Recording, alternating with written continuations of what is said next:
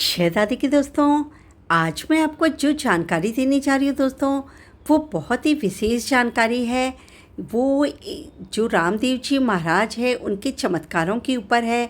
ये जो आपको फ़ोटो में रामदेव जी महाराज दिखाई दे रहे हैं दोस्तों, मैं उन्हीं रामदेव जी महाराज की बात कर रही हूँ। इसलिए आपको कोई कन्फ्यूज़न नहीं हो तो क्लियर करने के लिए मैंने बताया है।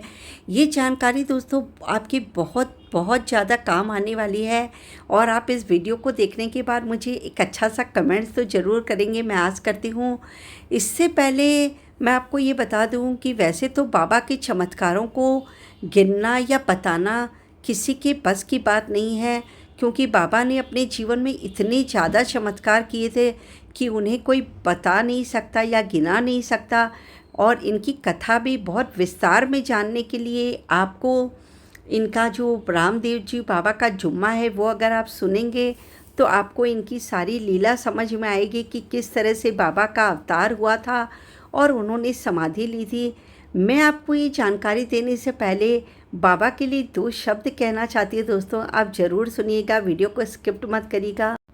खम्मा खम्मा हो रामा रूणी चेरा धनिया, खम्मा खम्मा हो रामा रूणी चेरा धनिया, थाने तो ध्यावे आखो मारवाड़ हो, आखो गुजरात हो, अजमाल जीरा धनिया, थाने तो ध्याव आखो मारवाड़ हो, आखो गुजरात हो, अजमाल जीरा धनिया, खम्मा खम्मा हो राजा रूणी चेरा धनिया, खम्मा खम्मा हो रामा रूणी चेरा धनिया।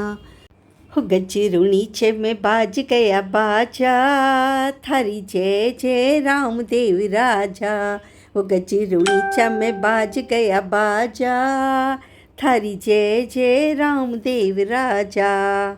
अजमल जी द्वारिकाधीश के बहुत बड़े भक्त थे और उनके विशेष निवेदन पर द्वारिकाधीश ने उन्हें वचन दिया था कि मैं आपके घर में अवतार लूँगा। और जो भादव महीना की जो दूज आती है चानन की, उस दिन अजमल जी के घर में राम द्वारिकाधीश का अवतार हुआ था और वे रामदेव जी महाराज के नाम से वहाँ जाने गए थे। उनके एक बड़ा भाई था जिनका नाम था बिरमदेव जी। उनके बाद उनकी 2 बहनें हुई थी, लाछा और सुगना। वैसे तो वे सभी से बहुत प्रेम भाव रखते थे और बचपन से ही अपने चमत्कारों से सबका मन मोह लिया था और सभी लोग उन्हें राम भगवान का अवतार ही कहकर पुकारते थे। पर उनका विशेष प्रेम अपनी सबसे छोटी बहन सुगना में बहुत उनका प्रेम था और वे सुगना से बहुत प्यार करते थे। मगर जब सुगना शादी होकर अपने ससुराल गई तो उनके ससुराल वालों को ये बात अच्छी नहीं लगती थी कि इसका भाई चमत्कार करता है और ये करता है। वो उसे ढोंगी कहते थे और इसी की वजह से वे उसके पीहर वालों से बहुत चिढ़ते थे और कभी भी सुगना बाई को उनके घर नहीं जाने देते थे। यानी सुगना बाई का जब से ब्याह हुआ था वो कभी अपने पीहर नहीं गई थी और उनके वहीं पर एक पुत्र भी हो गया था, मगर वे अपने पीहर कभी नहीं गई थी।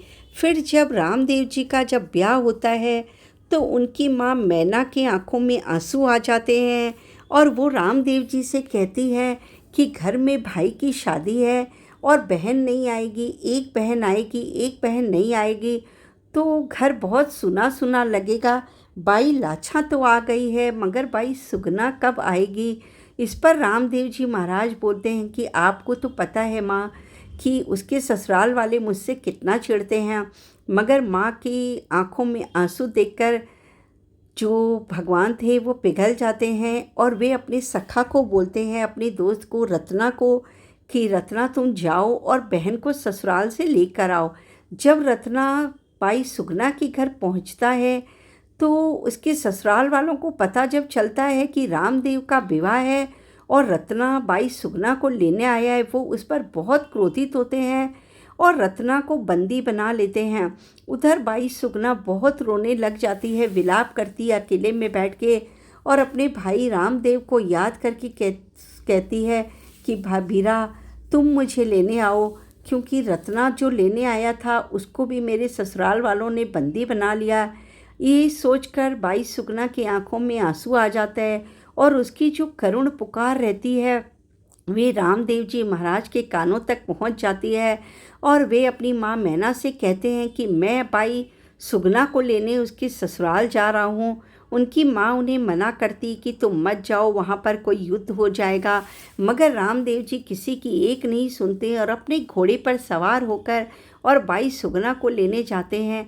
जब उनके ससुराल वालों को ये पता चलता है कि रामदेव खुद आया है सुगना को लेने, तो वे और ज़्यादा क्रोधित हो जाते हैं और सैनिकों को बोलते हैं कि उस रामदेव को बंदी बना कर लाओ और कोड़ों की मारों से उसे सीधा कर दो, कोड़ों से मार मार के।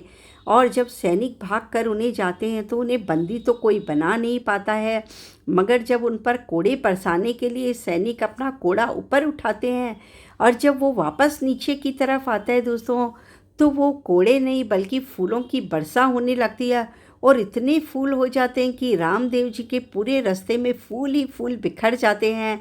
और ये देखकर जो उनके ससुराल वाले भी नतमस्तक हो जाते हैं और उन्हें अपनी भूल का एहसास होता है कि सच में रामदेव जो महाराज जो हैं उनके चमत्कारों का कोई अंत नहीं है और वे सच में द्वारिकाधीश का यानी भगवान का ही अवतार है। और ये देखकर वह नतमस्तक हो जाते हैं। उनकी सास भी आकर बाईसा की उनसे माफ़ी मांगती है और बाई सुगना को उनके साथ विदा किया जाता है, मगर बोलते हैं कि अपने पोते को नहीं ले जाने देंगे। मगर बहुत बाई के सुगना के विनती करने पर और बाई सुगना के साथ अपने पोते को भी भेज दिया जाता है। वहाँ जाकर खूब धूमधाम से बारात विदा होती है। वहाँ रामदेव जी महाराज का ब्याह भी बहुत अच्छे से हो जाता है। जब रामदेव जी महाराज वापस आते हैं अपनी शादी करके तो बच्चे खेलते रहते हैं और वहीं उनके भांजे को कोई सांप डस लेता है, जिसकी वजह से उनकी मृत्यु हो जाती है। ये बात जब बाई सुगना को पता चलती है तो वो बहुत ज़ोर ज़ोर से रोने लगती है, चिल्लाने लगती है और विलाप करके कहती है कि मेरे ससुराल वाले तो ऐसे ही मुझे नहीं आने दे रहे थे और उन्होंने तो अपने पोते को भेजने से मना भी किया था, पर मैं इसे ज़बरदस्ती साथ लेकर आई थी। अब अगर इसे वापस नहीं लेकर जाऊंगी तो मैं उनको क्या जवाब दूंगी, क्या मुंह दिखाऊंगी। इस तरह से ज़ोर ज़ोर से रोने लगती है। उसी समय रामदेव जी महाराज वहाँ पर पहुँच जाते हैं और जब उन्हें ये पता चलता है कि मेरे भांजे को सांप ने डस लिया है, तो रामदेव जी महाराज मुस्कुराते हैं और अपने भांजे का जोर से नाम लेकर उसे पुकारते हैं। दो पुकार में ही भांजा दौड़ता हुआ अपने मामा के पास आकर उनके गले लग जाता है और ये चमत्कार देखकर सभी लोग नतमस्तक हो जाते हैं रामदेव जी महाराज के।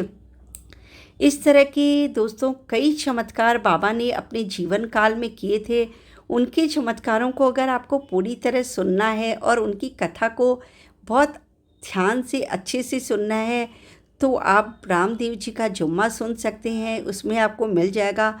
मुझे जो आपको जानकारी देनी है वो दोस्तों ये है कि यदि आप किसी के भी आपका हो या किसी का भी आपके घर में, दोस्त में, परिवार में यदि होता है ना, कभी कभी शरीर का कोई हिस्सा फूलने लग जाता है, यानी वहाँ से वो मांस बढ़ने लग जाता है या शरीर में कोई ऐसी पीड़ा हो जाती है, असाध्य रोग हो जाता है पीड़ा का, जो कितने भी डॉक्टरों को दिखा लो वो ठीक नहीं होता है और घर वालों को पता भी नहीं चलता है कि ये ठीक क्यों नहीं रहा।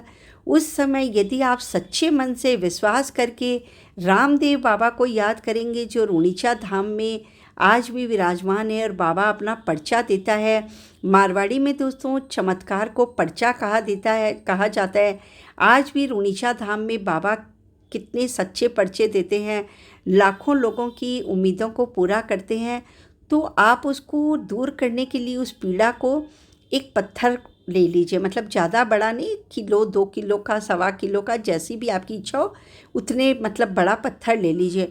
और जिस भी व्यक्ति को वो पीड़ा है या उसके शरीर का कोई मांस बढ़ रहा है, उस पर से 7 बार उस पत्थर को वार के और हाथ जोड़ कर बाबा से प्रार्थना करिए कि हे बाबा रामदेव, आपने जिस तरह सबकी पीड़ा दूर की है और आपने जो सच्चा पर्चा दिया है सबको, हमारे घर में भी ये पर्चा दीजिए, ये चमत्कार हमारे घर में भी करिए कि इसकी ये पीड़ा दूर हो जाए। तो मैं इस भार का चूरमा बनाकर दूज को, जिस दिन आपका प्राकट्य यानी आपका जन्म दिवस है, या जो बाबा ने समाधि ली थी दसवीं के दिन ही, भादव महीना की दसवीं को बाबा ने समाधि ली थी, उस समय भी आप वो कर सकते चूरमा, जैसे भी आपकी इच्छा हो, दूज को या दसवीं को, जब भी आप कर सकते हैं, पूर्णमासी से पहले।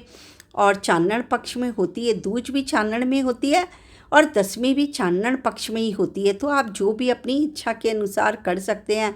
चूरमा बनाकर उसका भोग लगाते हैं, बाबा को जोत लेते हैं, आरती करते हैं बाबा की।